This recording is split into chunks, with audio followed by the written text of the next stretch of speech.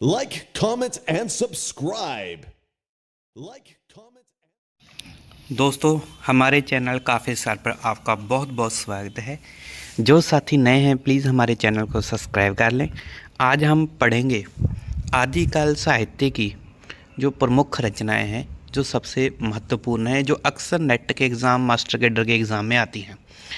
तो इन रचनाओं को याद करने के बीच बीच में ट्रिक भी बताऊँगा और रचनाओं के बारे में भी बताऊँगा। ठीक है, सबसे पहली रचना है मृगावती। मृगावती कुतवन की लिखी हुई रचना है। अगर इसे ट्रिक के माध्यम से याद करें, आपको पता है मृग कहाँ पर रहते हैं? वन में। मृग कहाँ पर रहते हैं? वन में। इसलिए याद करना, मृगावती जब रचना आ जाए तो सीधा लिखना ना कुतवन, इसके पीछे वन है। पहली रचना याद होगी। दूसरी रचना है मधुमालती। मधुमालती में देखो म तीन मन है। मधु मालती मंजन की रचना है। मधुमालती किसकी रचना है? मंजन की। इसे ऐसे याद करना है ट्रिक के माध्यम से। ठीक है, आप कभी नहीं भूलोगे।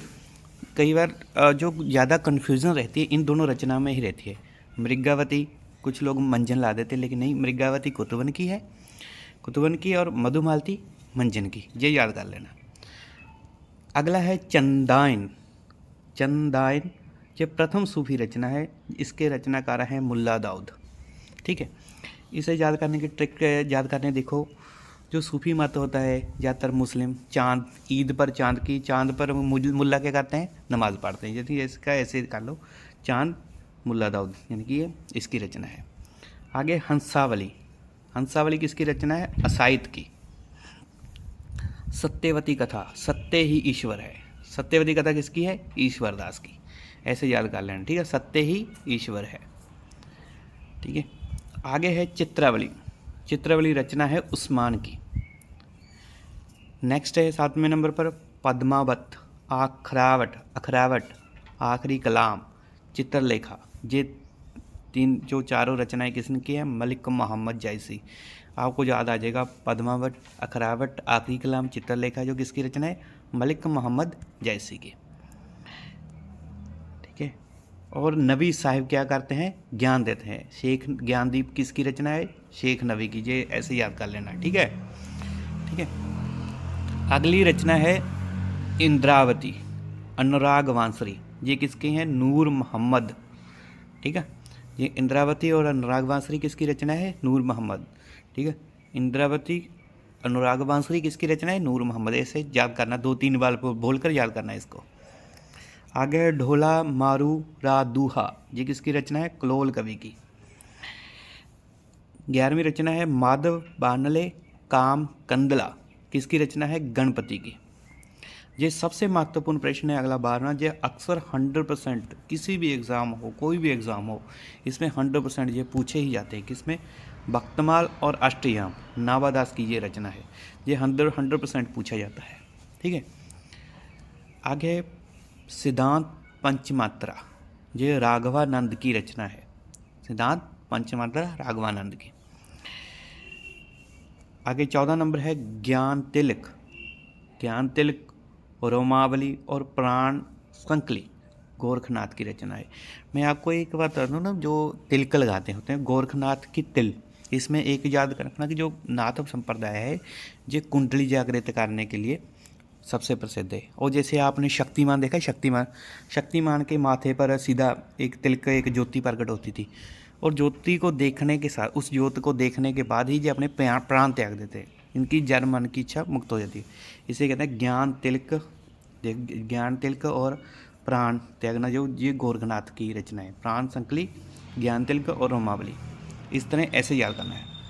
बीजक रचना है कबीर की, और इसके संपादक है धर्मदास इसके कारण से शिष्य हैं। ठीक है, इसके शिष्य हैं। आगे है जो महत्वपूर्ण रचनाएं हैं, इन सभी रचनाओं की ना मैं शॉर्ट वीडियो डालूंगा।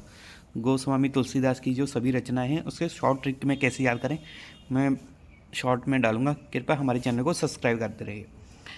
पहली है गीतावली, कवितावली, विनय पत्रिका, कृष्ण गीतावली, दोहावली, रामचरितमानस, पार्वती मंगल, जानकी मंगल, बारहवें रामायण, रामाज्ञा प्रश्नावली, वैराग्य संदीपनी, रामलला नशु, ये किसकी रचना है? गोस्वामी तुलसीदास की है। आगे है महमूदगर, ये किसकी रचना है? शंकराचार्य की। रहीरास, सोहिला, नसीतनामा, ये किसकी रचना है? गुरु नानक देव जी। आगे है पदावली और राग गोविंद, ये है मीराबाई की रचना। मैं ज़्यादातर ये राग शब्द से ही याद कर देते हैं, मीराबाई की रचना है।